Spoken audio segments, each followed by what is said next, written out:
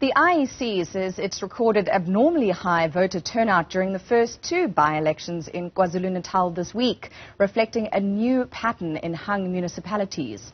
Over 50% of the province's municipalities are hung, making the contest for each ward crucial for who will control councils. This higher voter turnout pattern, seen in 2022, is expected to continue, and Govan Whittles can tell me more about why that is. Govan, this interesting trend, is it a good thing?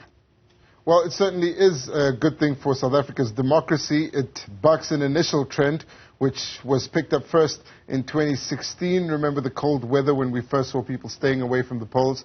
During that municipal local government elections, we had 57%. 54% turnout, and by-elections during that period were historically much lower than municipal local government elections turnouts. And then in 2021, we had the lowest ever turnout at local government elections at 30%.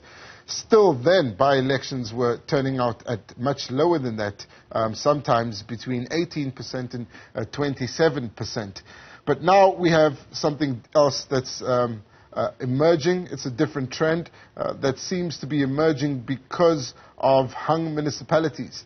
And that's what the IEC has said here, that they believe the reason why these by-elections turnouts are rising sharply is because simple majorities within the municipal councils have led to control and mayors being voted out, and therefore political parties are spending much more energy in each ward trying to campaign for each specific by-election that would lead to them either getting more seats that could unseat the coalition government, or at worst getting more seats that would lead to more bargaining power for them to secure another MMC position. That's crucial as political parties try to implement their different manifestos, and as we've seen in some of the metros, the implementation of manifesto points is usually down to which portfolio each political party is awarded in a coalition council. So we spoke to the IEC as well as an election analyst. We'll get to the IEC. Let's begin with an elections analyst, Wayne Sussman, talking here about the fact that the ANC, the DA and the EFF didn't get onto the ballot in 3 different areas because of administrative faults. And he'll explain the areas, but essentially it comes down to them on the one hand blaming the IEC, but on the other hand acknowledging that they just didn't meet the deadline. Let's take a look at what Wayne Sussman had to say. It is quite abnormal to see the three biggest political parties in South Africa in 3 consecutive rounds of by-elections, each only once, but I mean it's in the first 3 rounds of by-elections for 2023 not appearing on the ballot. So I think you can't excuse it. I mean, there are far smaller parties who paid their dues, who register their candidates on times. The smaller parties can do it. If independents can do it, then surely the ANC and the DA and the EFF can do it. And I know that I've heard the excuse that there might be rogue employees or people who have grievances. Parties should have checks and balances in place. I mean, these are major things. The by-election in Cape Town, definitely the by-election in Tuba, the one in Berkeley West and Gikhatlong. Those political parties, their provincial leadership should have made it clear that if they intended to participate in the elections, that all the boxes were ticked and that their names would ultimately appear on the ballot. So there can be no excuse from those political parties. Wayne Sussman there speaking to Newzroom Afrika about the failure of the ANC, DA and EFF to get onto the ballot in 3 different areas. That certainly is an anomaly. But what is the pattern here is the fact that more people are voting in areas where it appears that control of the municipality is up for grabs.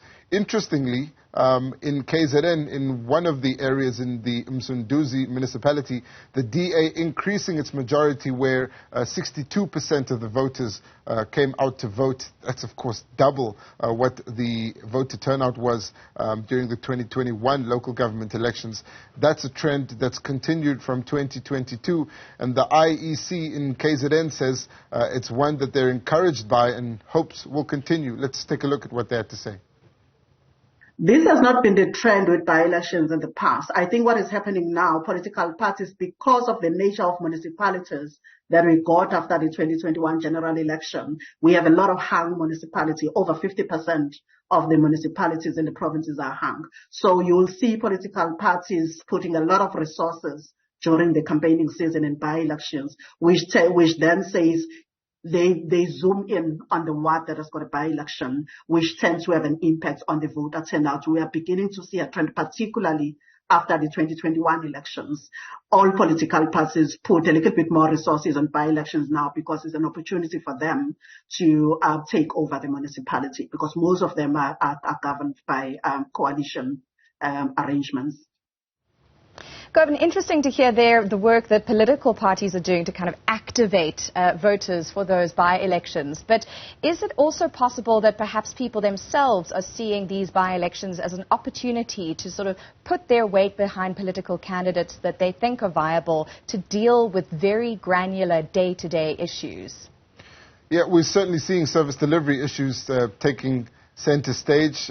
What's been interesting is the political parties basing their campaigns on the failures or the successes of their respective parties in those wards. But what has been clear is that it's been down to the campaigning and the style of campaigning, how it's been conducted. What happened in Msunduzi was that this election was called because a DA councillor had lost his membership. He ran again as an independent candidate, Mr. Naika, and he failed to unseat the Democratic Alliance, the DA being able to fend off the independent's candidacy and his campaign because of the traditional support base that it commands in that area. And that just shows again that while the service delivery issues there were under the spotlight, it was down to the party and its ability to essentially rally its supporters and bring them out on voting day. And it does appear, though, that load shedding and water issues are the big drivers of why people are coming to the polls. So good to have you in studio with us, Govan. Thank you. And also all the more timely because we, of course, heard ANC Chair Gwede Mantashe talking about value propositions and the need to make a value proposition and fulfill it in order to secure votes. That's our reporter, Govan Whittles, keeping an eye on by-election trends.